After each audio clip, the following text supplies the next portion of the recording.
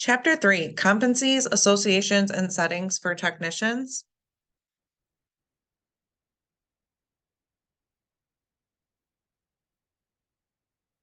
We have quite a few terms and definitions, but we will cover them throughout the chapter.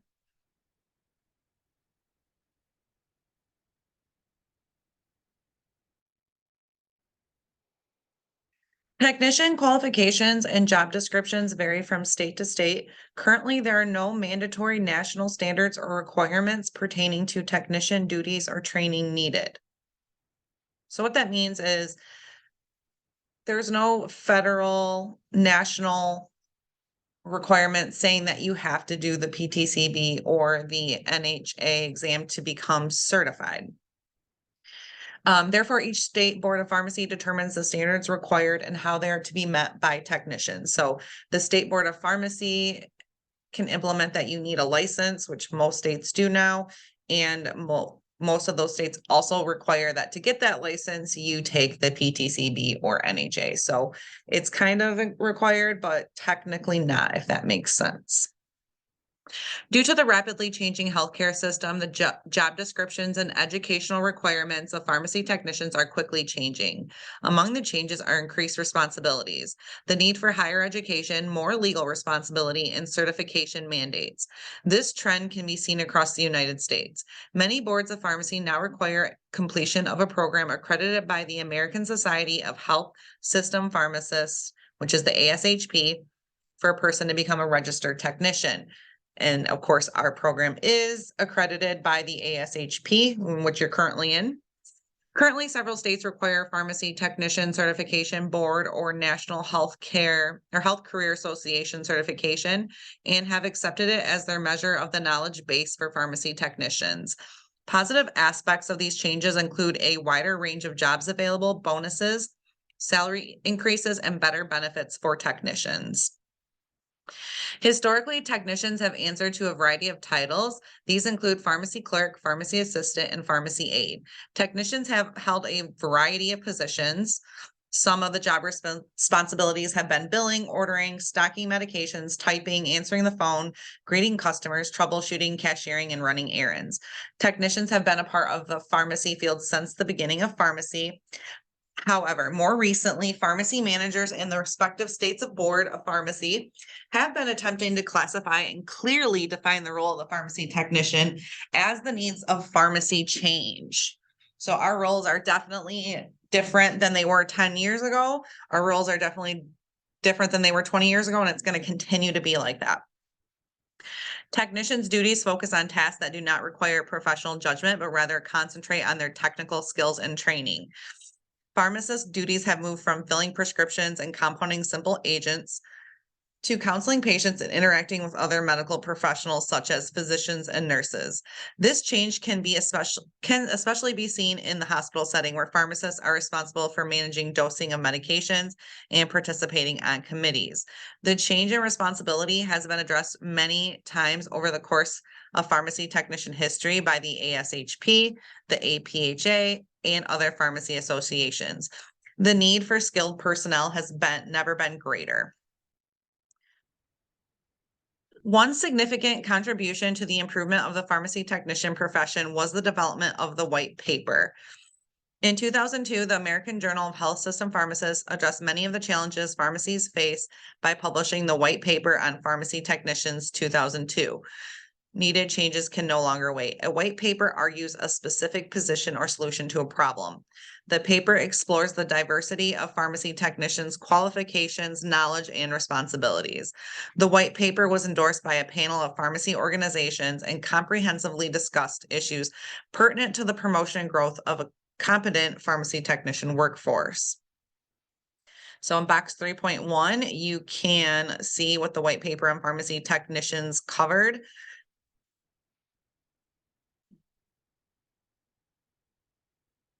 In 2009, the task of pharmacy technician education and training programs met in Rosemont, Illinois. It was established by the National Association of Boards of Pharmacy and was charged with the following mission: review the existing state requirements for technician education and training requirements for national training programs, accredited organizations such as the ASHP and the Accreditation Council for Pharmacy Education core competencies.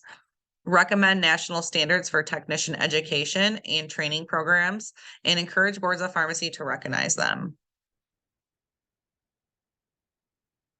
The NABP Executive Committee accepted the following recommendations from the task force.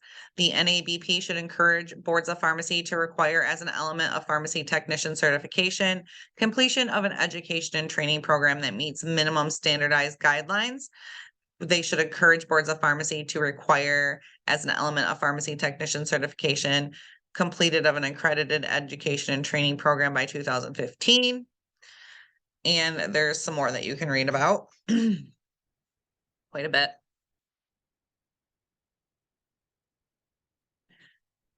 So in 2011, the PTCB launched the CREST initiative by hosting a summit focused on the areas of consumer awareness, resources, education, state policy, and testing as they relate to pharmacy technicians. Summit participants made recommendations during the meeting pertaining to additional requirements for a candidate to sit for the pharmacy technician certification examination, which is the PTCE. The following recommendations were proposed. By 2014, PTCB should require a minimum period of practical experience to be eligible for the PTCE. So what that means is before 2014, anybody could just pick up a pharmacy technician book and pay the money to take the test, study, and then go take it and become a pharmacy technician. But with the need for more clinical and educational roles, we would rather have them do a training program or do, work in the pharmacy versus just training themselves at home. So that changed in 2014. In 2015, mandatory criminal background checks are required for all PTCE candidates. So keep that in mind. You will have a background check for your PTCE. You will have a background check for your state licensing, and you had to have a background check to be in this program. So I'm assuming you're all okay in that aspect. By 2020, all PTCE candidates should be required to complete a training program accredited by the ASHP. So as of 2020, it is officially required 100% that a training program be completed. By 2015, it is recommended that PTCB change the current requirements for certified pharmacy technician recertification to, so accept only pharmacy technician targeted and or ACPET and or PT designated continuing pharmacy education credits for a total of 20 hours every 2 years. So this actually did change. So keep in mind, our book is a few years old. I don't even know when it was written because they're referring to things in 2015. But that has changed a little bit for continuing education. But obviously for your homework or whatever, use this information. Require at least 15 of the 20 hours of CPE to be provided through the state boards of pharmacy, NABP, employer accredited programs or programs accredited by ACP. The allowable continuing education hours from college courses will be reduced from 15 to 20 by 2016, and allowable in-service hours will be phased out by 2018. So back in the day, if you had taken some college courses, you could use those as continuing education. 5 hours of practical employer-based CPE may be allowed as part of the 20-hour CPE requirement every 2 years. Maintain the requirement that one of the 20 required CPEs be in pharmacy law, and require one of the 20 required CPEs be in medication safety, and that's effective in 2014.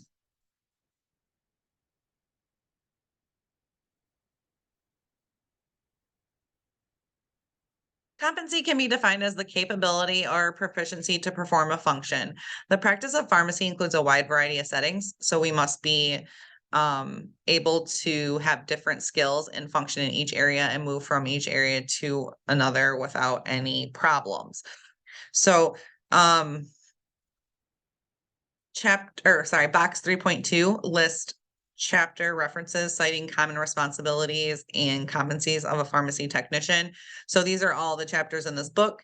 You can click on any of those and it will take you to those chapters and you can read about more responsibilities and competencies. Each state in the United States has its own Board of Pharmacy, which we abbreviate as BOP, which is overseen by the National Association of Boards of Pharmacy, the NABP. Each state's BOP serves many functions, including registering technicians and licensing pharmacists. The board also provides consumers with a way to file a complaint or report any problem or illegal actions they have experienced in a pharmacy. BOPs also review and update current rules and regulations pertaining to pharmacy practice. And when new standards are implemented, BOP inspectors may visit any pharmacy to determine its compliance with these new standards. If the pharmacy is found to be in non-compliance, the BOP has the authority not only to impose fines, but also to close the pharmacy until compliance is attained. If a pharmacy technician is found guilty of a violation of pharmacy law, the BOP can revoke his or her registration or license, depending on the state's regulations. The NABP and state BOPs are currently studying the expanded use of technician in the pharmacy field. For example, technicians in California who have achieved a specific level of competency are granted the additional job duty of monitoring other pharmacy technicians. In Tennessee, technicians can take physicians' verbal orders over the phone. More states are requiring technicians to be registered, certified, and/or licensed. This examination of the current uses of technicians no doubt will reveal the skill level necessary for various types of pharmacy tasks, and ultimately changes will be made by each state board of pharmacy. Boards of pharmacy also may change technician to pharmacist ratio in pharmacy settings. A knowledge of pharmacy law is essential before a person can work in a pharmacy environment. And once you're there for like a week, you're going to be hit with so many different examples of the laws. Most people will tell me, I don't know the laws, but once you get in the pharmacy, you learn them very quickly because they get presented to you quickly. So federal law governs all 50 states. In addition, the BOPs has specific laws, regulations, and guidelines that pertain to the practice, pharmacy practice in that state. So box 3.3 shows examples of federal laws governing pharmacy. Box 3.4 shows the pharmacy technician state requirements, and it's probably changed a bit depending on your state. Technicians perform many non-discretionary duties in the pharmacy setting. These are tasks that do not require professional judgment. Examples include repackaging medications, managing inventory, filling automated dispensing machines, and billing. All of these tasks are clearly defined and should be easy to follow. This does not mean that anyone can do the job. However, because prior knowledge of pharmacy terms, drugs, and procedures is required. As job classifications in pharmacy expand, so will the level of pharmacological knowledge required for pharmacy technicians. So some basic non-discretionary skills.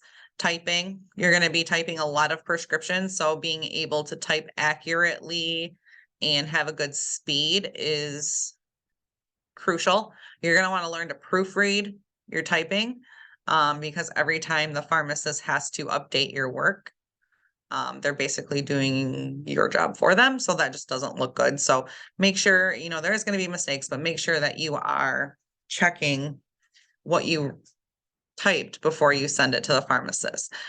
Computers are going to be used in the pharmacy a lot. Obviously, that's pretty much what you're going to be working on all day. That's how we enter prescriptions, bill insurance, manage inventory, basically everything in the pharmacy. There will be a lot of reports and documentations, which kind of goes along with pharmacy law. Inventory management, crucial.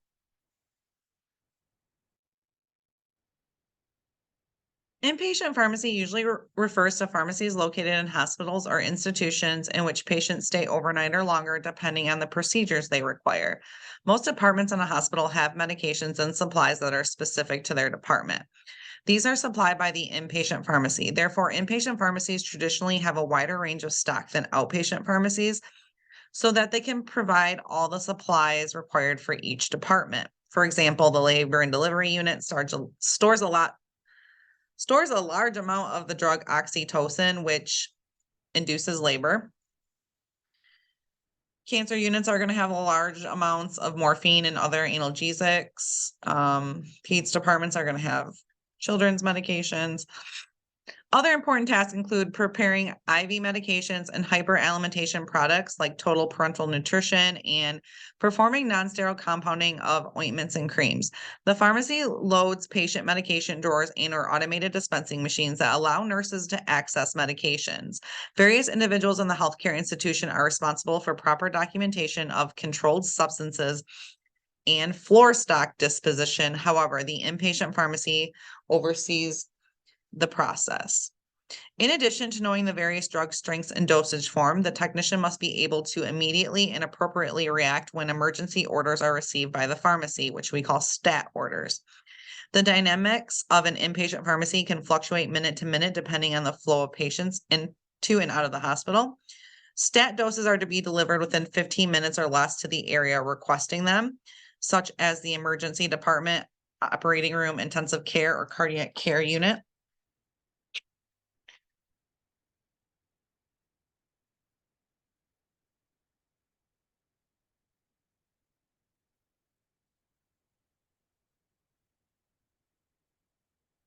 So here is figure 3.1, preparing intravenous solutions for inpatients.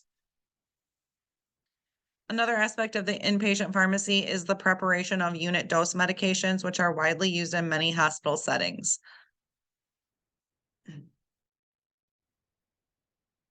The following are common duties, roles, and responsibilities of technicians working in a hospital, nursing home, or other inpatient facility.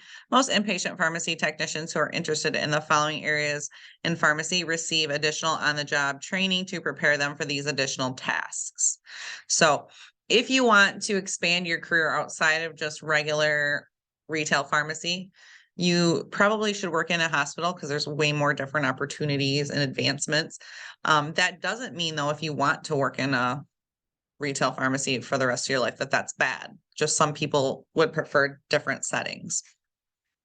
So we have an inventory technician who orders all stocks, handles billing, talks to drug reps, and may be responsible for ordering low-cost items. The robot filler, they're going to fill the patient medication drawers each day and keep everything running smoothly on the units. IV technician interprets orders and prepares all parenteral medications in both large and small volumes, including controlled substance drips, TPN products, insulin drips, and any other special order intravenous or intramuscular drug.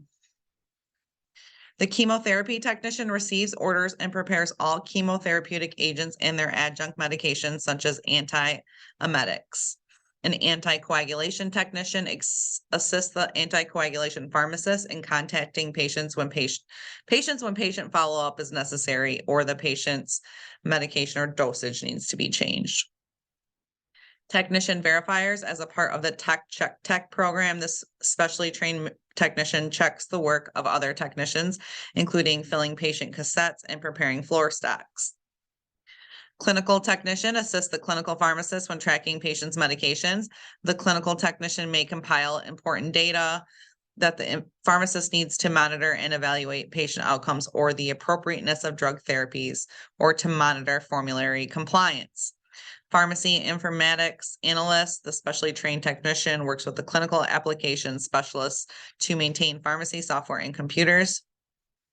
Supervisor technician schedules other technicians and may even hire prospective technicians by reviewing their skills and backgrounds. So this is just a sample job description for a pharmacy informatics analyst. Working in an outpatient pharmacy or a community pharmacy setting can be one of the most difficult tasks in pharmacy because of the close interaction with patients. This job tests the communication skills and stress levels of the technicians who work with the public. This job has a high volume of interaction on the phone. These technicians register, refill prescriptions, and answer questions pertaining to various types of insurance coverage. Computer skills are often necessary to find patient-specific information and assist the customer over the phone or in person. Many neighborhood pharmacies fill a high volume of prescriptions daily. So, for instance, one of my students is at Walgreens in Davison, Michigan, and they fill almost 1,000 prescriptions a day. And yes, that is a lot. So, just kind of think about that. It is not uncommon for a mid-sized pharmacy to fill 300 or more prescriptions a day. So every pharmacy I've ever worked at has filled about 300 or under. I did work at one that filled about 800 to 900 a day though. So you're going to answer phone calls and address patients' problems. That's going to be the gist of your job. In addition to filling prescriptions, the outpatient technician must be able to order stock in a timely manner. And the billing of various insurance companies is another skill the outpatient technician must master. So these are some jobs performed by the outpatient pharmacy technicians. So insurance billing technician, retail technician, inventory stock technician, technician recruiter, technician trainer, and technician manager. Here's another sample job description for third-party billing rejection specialist.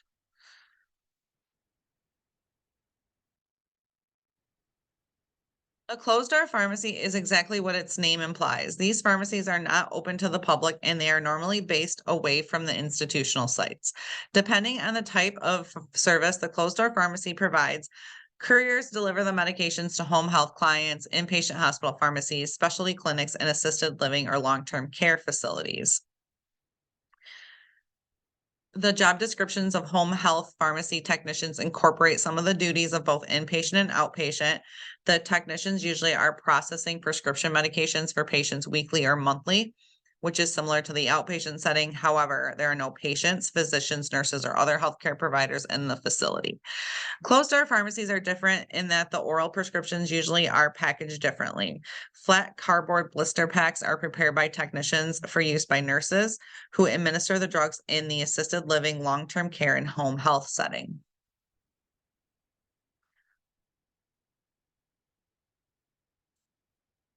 Other technician responsibilities include preparing parental medications. Usually a few days to a month supply is filled at each time instead of only a 24-hour dose of medication. A licensed pharmacist checks all medications filled for a home care patient before they are delivered. And here is a pharmacy technician job snapshot. Look through that. Mail order pharmacies and e-pharmacies are growing as the baby boomers reach maturity. The need to fill prescriptions exponentially has increased as more medications have become available to treat commonly acquired illnesses specific to older persons. Large distribution centers process new prescriptions and refills. Technicians are also used in these settings. This is a relatively new area of pharmacy that is growing steadily. The growth is occurring partially because many aging Americans are living longer and are taking multiple medications that can be costly. By using mail order, they often can receive drugs at a lower cost.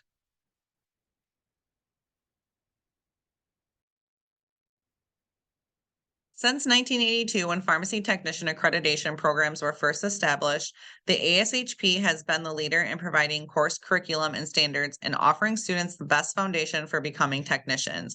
Before the formation of technician schools, the ASHP ACPE's training guidelines and standards were used in hospitals for training pharmacy interns. Accreditation continues to be a voluntary process under the Pharmacy Technician Accreditation Commission, a partnership formed in 2015 between ASHP and ACPE. Program accreditation is given to colleges and technical schools that apply and meet the requirements set by the ASHP and the ACPE. And box 3.5 shows the ASHP model curriculum for pharmacy technician education and training. And they're categorized into the following fields. You can read through these.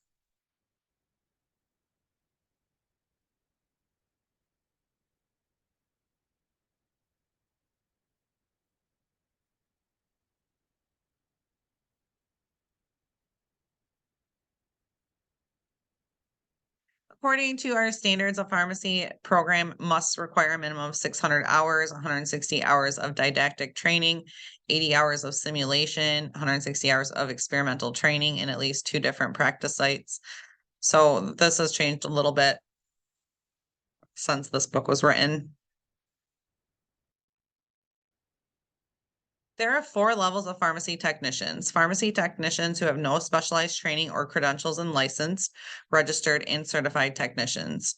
Each level has different qualifications, which may differ from state to state. The first level of pharmacy technician requires no specialized training. A licensed pharmacy technician is licensed by the State Board of Pharmacy. Licensing is the process by which an agency of the government grants permission to an individual to engage in a given occupation. A registered pharmacy technician is a pharmacy technician who register with the State Board of Pharmacy. So some states call it registration and some call it licensing. Registration is the process of making a list or being enrolled in an existing list. Registration should be used to help safeguard the public through tracking of the technician workforce and preventing individuals with documented problems from serving as pharmacy technicians. A certified pharmacy technician is one who has earned national recognition by a non-governmental testing agency or association. Certification indicates that the person has met predetermined qualifications specified by that agency or association. CPHT currently is the main credential available to pharmacy technicians. It should be the goal of every pharmacy technician to become nationally certified. So one thing, if you go to Meijer or Walgreens or any of those kind of pharmacies, they will probably tell you like, oh, you don't need to go to that training program. You can come here. We'll train you. The only bad thing about that is you're not going to have the ability to become national certified without taking a course. So a lot of these jobs that we were talking about, like in the hospital inpatient, they're going to require you to be PTCB or NHA certified. So it's going to be hard to move out of the pharmacy that you just got that license through. So say like you worked at Walgreens, it's going to be hard to leave there and go somewhere else because you're not going to have national licensing.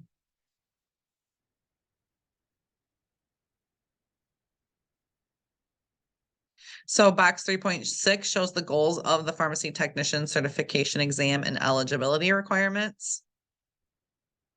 So you can read through that. If you have any questions, let me or your instructor know. So table 3.1 shows the comparison of technician certification exams. So we have the EXCEPT, which is the National Health Career Association test. And then we have the PTCE. So you can go through those and see the differences between them. Our program heavily endorses the PTCE, and that is the one I would recommend to you. There's a lot more ways to advance with that. So as of December 5th, 2013, the PTCB offers one sample exam consisting of 90 multiple choice questions to be taken within 110 minutes. The new practice test is designed to familiarize candidates with the PTCB. So this is actually through the PTCB. We do offer some practice exams through Ross. So if you don't know how to access those, please let me know. We'll figure it out for you. And box 3.7 shows the pharmacy technician certification exam blueprint. So it is the breakdowns. I just want to see because it doesn't. Yeah, this has changed. I have a newer one. If you want to see it, let me know. But the percentages have changed. Pharmacology is like 40% now.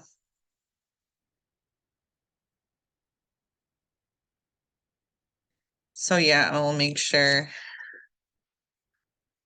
that I send that if you want. Just email me dungler@rosseducation.edu, or you can go on the PTCB's website at ptcb.org and you can see the current updated information. The National Health Career Association is accredited by boards of the National Community Pharmacists Association, the National Commission for Certifying Agencies, and the National Association of Chain Drugstores. The exam administered by the NHA is called EXCPT and is given throughout the country at various testing sites. They do have practice exams as well, 2 of them at $25 each. One of the recommendations of the 2011 CREST Summit involved the creation of specialty pharmacy technician certifications. The PTCB Board of Governors is focused on ensuring that the PTCB program prepares CPHTs for the integral roles they play in supporting pharmacists in all practice settings. Currently, the National Pharmacy Technician Association offers 3 specialty certification programs for technicians who want to enhance their skills and marketability. So sterile products IV tech, compounding certification, and chemotherapy. To learn more about the PTCB, visit the PTCB website. And you can see it now, since this book has been written, I think there's like 10 or 12 different certifications that you can get in addition to your CPHT.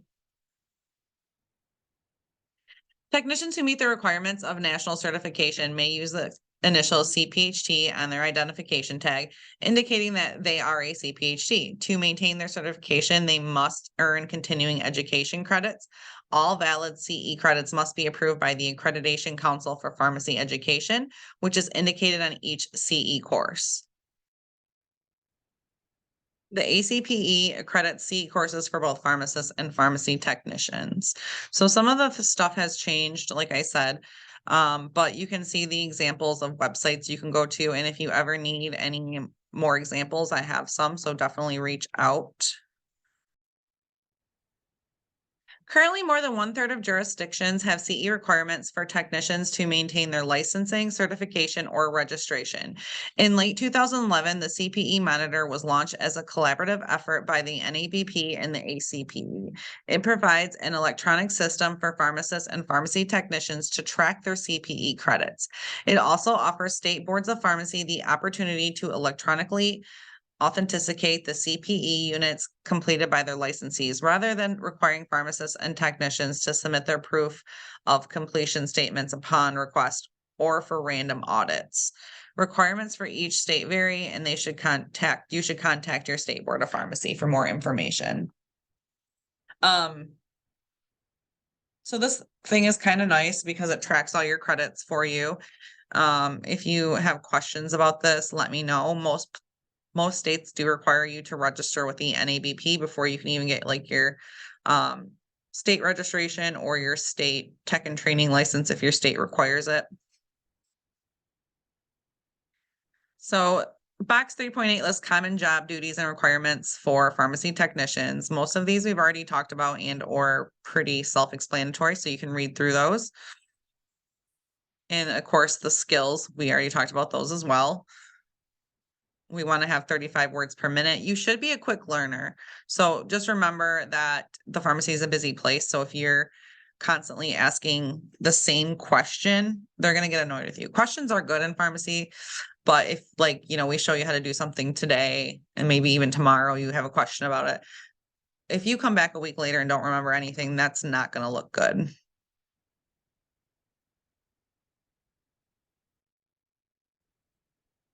Pharmacies use computers daily, therefore software must be developed for pharmacy personnel. Some pharmacy-related fields require more education in specific areas such as computers. With the proper educational training, like an associate's degree or bachelor of science degree in computer science, the pharmacy technician is well equipped to write software or provide support. So if you're good at computers and you want to go further than just being like a retail pharmacy technician, this is a great field to get into. I have many friends who work in IT now through various different pharmacies. The pay is much better, and you get to develop software for the use of pharmacies, like to simplify their job. So I think that's kind of interesting. Pharmacy technicians can also fill less well-known positions, such as the following non-traditional jobs. So pharmacy business management operator, computer support technician for Pyxis or SureMed, which are robots, software writer, poison control, call center operator, a nuclear pharmacy technician, a director or an instructor, like at a program here or director of our program, corporate pharmacy analyst, a technician coordinator, and a home infusion pharmacy technician. And you can look through this chart to see some examples in the settings. Pharmacies sometimes have an incentive program for employees who want to further pharmacies. So many pharmacists who began their career as technicians have used this company benefit to their advantage. Many pharmacy employers provide incentives to their technicians for returning to school and becoming a pharmacist. They may reimburse tuition costs or give pay incentives for agreeing to be employed by the pharmacy a certain number of years upon graduation from pharmacy school. So this is kind of interesting. I know at Walgreens they did that. You have to sign a contract stating that every year you take money from them that you will repay a year of work. There are many professional associations that technicians can join. Each association has requisite yearly dues and each has different benefits. So we can see the organizations and associations for pharmacy technicians here in this list. It gives you their website if you're interested and their annual fees. And we'll go over them now. So the American Pharmacists Association is the oldest and largest pharmacist association that was founded in 1852. The association holds annual meetings which offer CE opportunities, courses, and networking, and also participates in the formation of several important government policies such as Medicare Part D. In 1942, 154 members of the American Society of Health System Pharmacists separated to form the American Society of Hospital Pharmacists, so they could focus on minimum standards for pharmaceutical services in the hospital and education about new techniques and medications. In 1995, it expanded its outreach to other areas other than hospital pharmacists under the new name. The association now includes other pharmacy settings such as home care and ambulatory care. The American Association of Pharmacy Technicians is the first pharmacy technician association that was established in 1979. It is a not-for-profit association that serves technicians' interests through the work of the executive board, committees, national office, and national chapters. The AAPT is very involved with the changes occurring in the pharmacy technician field. It offers CE programs and a career center to help technicians with their job searches. The National Community Pharmacy Association was founded in 1898 under the National Association of Retail Druggists. The NCPA represents the professional and proprietary interests of independent community pharmacists. The NCPA works on many issues affecting the independent community pharmacy, including healthcare reform, Medicare Part D, pharmacy benefits management, transparency, and stopping legislation promoting mandatory mail order prescription filling. The National Pharmacy Technician Association was started in 1999. In 2004, it gained the approval of the ACPE and began offering its own CE courses. In 2005, it joined the Committee of European Pharmacy Technicians, and it is also part of an advocacy group that works to enhance education and acknowledgement for technicians. And the association's strategic vision includes ACPE accredited CE requirements, mandatory competency-based exams, mandatory registration, a pharmacy technician representative on each state board of pharmacy, standardized formal education and training requirements. The Society for the Education of Pharmacy Technicians was formed by technician educators in 2011. Membership is free for educators and students. A comprehensive website offers a host of technician information such as safety, current drug info, success stories, and articles and links. This mission includes a focus on enhancing the knowledge base of technicians and providing the professional development tools needed for those educating as well as those practicing in the field of pharmacy. A profession is a job, occupation, or line of work that becomes a career. A profession is founded on specialized training. Professionalism is conforming to the right principles of conduct, which is work ethics, as accepted by others in the profession.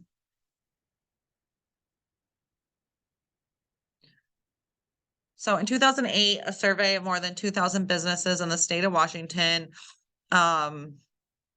came up with a list of 6 soft skills that every employee needs.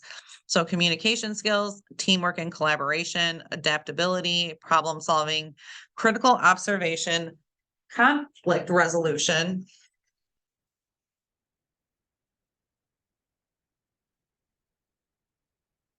According to the 2013 Professionalism in the Workplace study,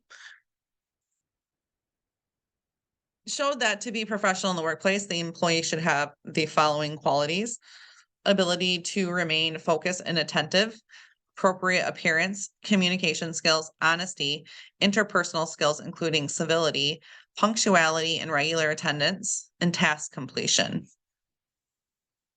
An unprofessional employee displays the following characteristics: a sense of entitlement, disrespectful or rude behavior, inappropriate appearance, poor time management, poor work ethics. Based on the research from the CPE study, the following can give a job candidate an edge in getting hired: be committed to doing quality work, be prepared for your interview, control your on-the-job use of technology. That's a huge one. That's a huge one, especially in our day. You want to make sure that, on your first day, you're not on your phone, because you'll see a lot of technicians and pharmacists on their phone, but you shouldn't be at all when you're on your externship. And when you are first starting out in the job, I would definitely not do that. Professional dress is important. I'm not going to read through this whole entire paragraph. We all know professional dress is appropriate. Unnatural hair color, facial jewelry, visible tattoos. It's hard to say even now if that's even accurate. You see people with all different color hair. I know when I worked at a hospital, there was tons of people with like purple, blue, pink hair. There's tons of people with visible tattoos. So it just depends on your work's requirements. Most places you're going to be wearing scrubs, so the need for like professional clothing isn't really needed. But you want to make sure your scrubs are, clean, not wrinkly, matching to an extent.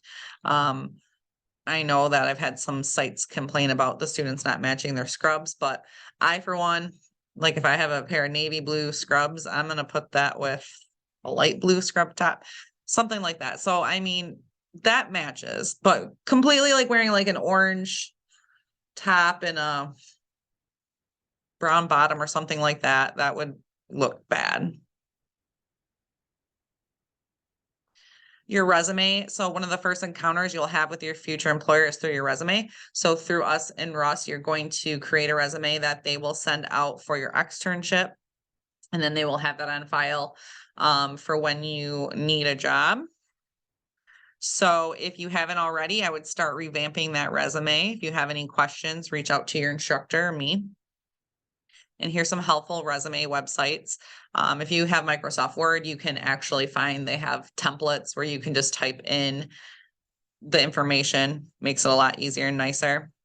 The job search. So you cannot rely on generic resumes and cover letters to get jobs. As we know, our world is very technical based. So a lot of the times you're going to just be searching for jobs online, but just remember to look through the listings because they can be difficult to decipher. Try to stick with like reputable sites. Obviously, Indeed is one that's used a lot. US Jobs, Monster.com, stuff like that. Be prepared for multiple interviews, including some via Skype or webcam. That's very common now. Contact the hiring manager directly. Create and maintain social media profiles. So just be careful to not have your social media completely unprivate and you partying and drinking on the weekends. That is not going to be good for you. And if you think that your employer doesn't look you up on social media before having you come in for an interview, you are definitely wrong.